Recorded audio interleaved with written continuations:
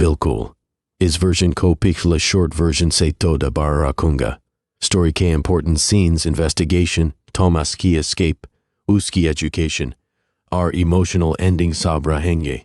Lakin original se firb he noticeably shorter hoga. It was just a 1901 family portrait. But the child's hand revealed something chilling.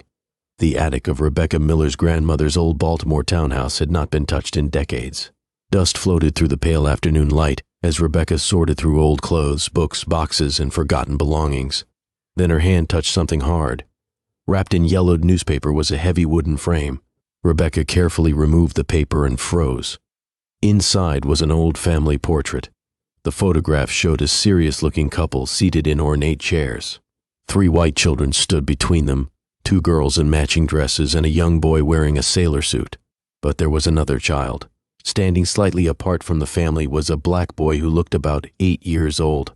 His clothing was much simpler than the others. His expression was guarded, almost frightened. Rebecca brought the photograph closer to the window. Then she noticed something strange. The boy's right hand was positioned awkwardly beside him. Around his wrist was a faint circular scar. It looked like an old rope burn. Rebecca stared at the image. Why would an 8-year-old child have a scar like that? She turned the frame over. Written on the back in faded ink were 4 words. The Thornton Family, 1901. Rebecca immediately recognized the name. Her grandmother had never talked about the Thornton family. In fact, she had always avoided questions about her family's history before 1920. Rebecca photographed the portrait and began searching online. She looked through census records, genealogy databases, city directories, and newspaper archives. What she found made the mystery even stranger. Harold and Constance Thornton were recorded as having 3 children, Margaret, Elizabeth, and Charles. There was no 4th child. There was no black child named Thomas. Rebecca began to wonder if someone had deliberately erased him from the family history. She visited the Maryland Historical Society and searched old Baltimore records. An obituary for Harold Thornton from 1923 described him as a successful businessman and charitable man. It also said he had 3 children. Again, nothing about the boy in the photograph. That evening, Rebecca called her mother. "Mom, did Grandma ever mention the name Thornton?" There was a long silence. "Why are you asking about that?" "I found a photograph in the attic. It's from 1901.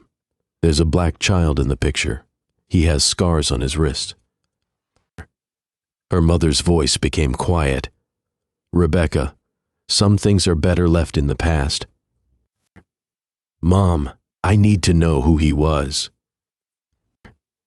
Another silence followed. Finally, her mother said something Rebecca had never expected to hear. "Your grandmother made me promise never to talk about it."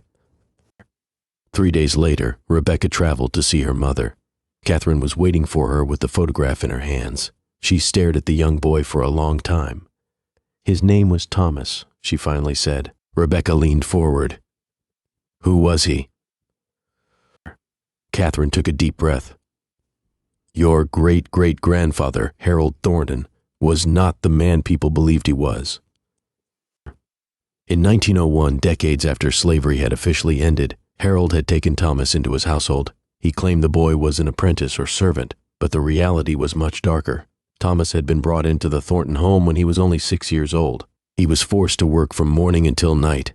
He cleaned, cooked, cared for the horses, and performed whatever tasks the family demanded. He was not allowed to leave the property.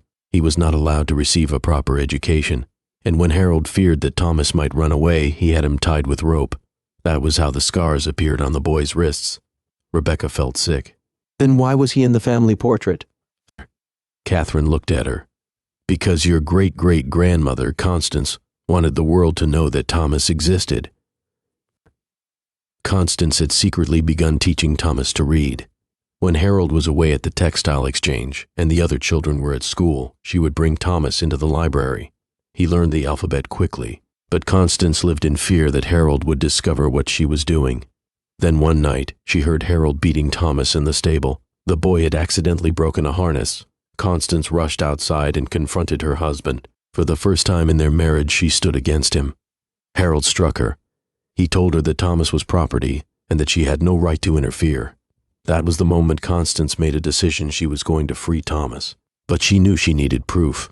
Harold wanted a formal family portrait. He wanted the image of a wealthy, respectable Baltimore family. Constance secretly contacted the photographer William Ashford. She arranged for Thomas to be present when the family arrived. The plan worked. When Harold entered the studio and saw Thomas standing beside his family, his face filled with rage. "Get that boy out of here," he demanded, but the photographer refused. The portrait was taken. Thomas was now permanently captured in the family's official photograph. Constance had her proof. She also arranged for copies of the photograph to be kept with her lawyer. She warned Harold that if he tried to stop her from freeing Thomas, the evidence would be given to the authorities and newspapers. Soon, Constance began arranging Thomas's escape. She contacted people who could help him reach Pennsylvania. One of them was Elijah Warren, an older man who had once worked with Underground Railroad networks and continued helping vulnerable black children even decades later. Thomas would travel north quietly, moving through trusted homes and churches.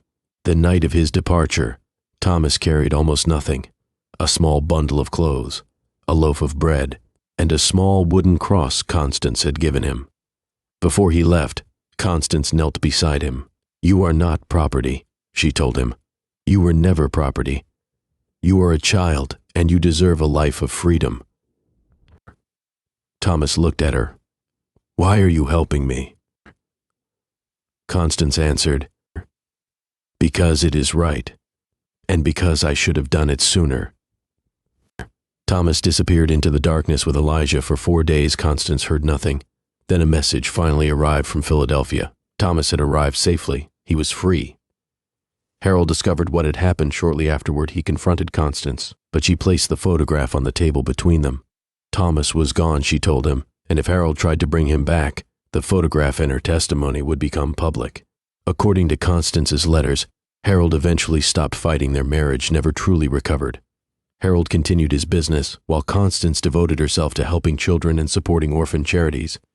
But the family kept Thomas's story hidden. The photograph disappeared into an attic, and for more than a century, almost nobody knew what it meant.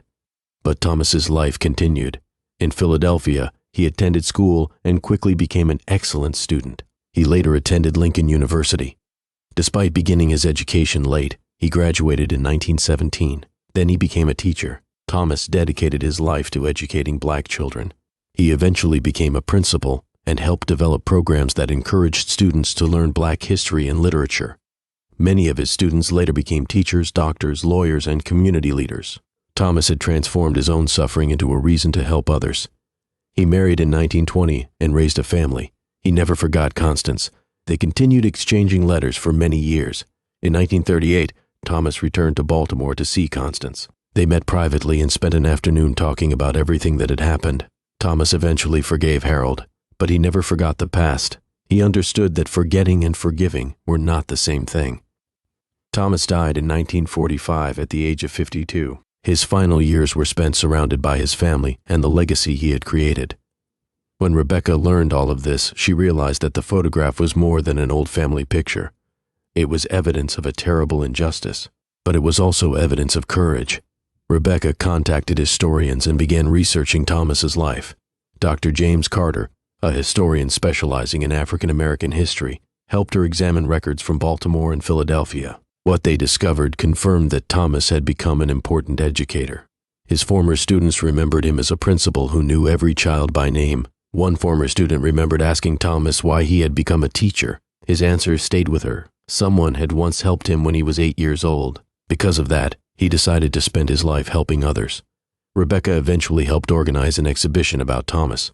The 1901 photograph was enlarged and displayed alongside Constance's letters and documents describing Thomas's life. Thousands of visitors came to see it.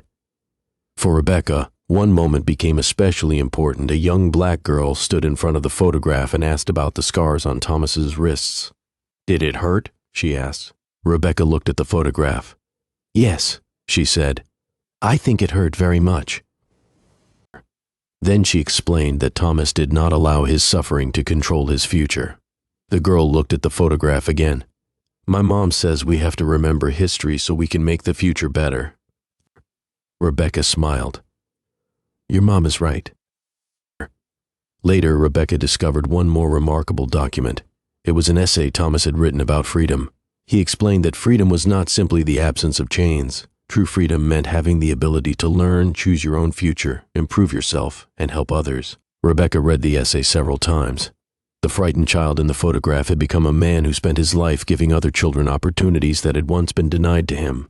The scar on his wrist represented the life he had survived, but his education, his students, and his family represented the life he had built. Rebecca returned to the photograph. For more than 100 years, Thomas's story had been hidden. Now it was finally being told. She thought about all the old photographs sitting inside attics, trunks, and family albums across America. Some probably contained stories that had been forgotten.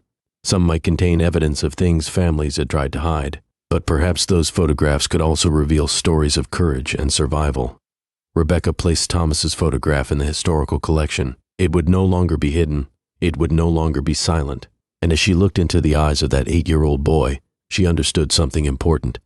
The photograph was never really about the family standing around him. It was about the child standing apart, a child who had been treated as property, a child who had been denied an education, a child who carried scars on his wrists, but who eventually became a teacher, a principal, a father, and an inspiration to generations. His past had been painful, but his future was his own, and perhaps that was the real secret hidden inside the 1901 photograph. It did not only show what had happened to Thomas, it showed what he became.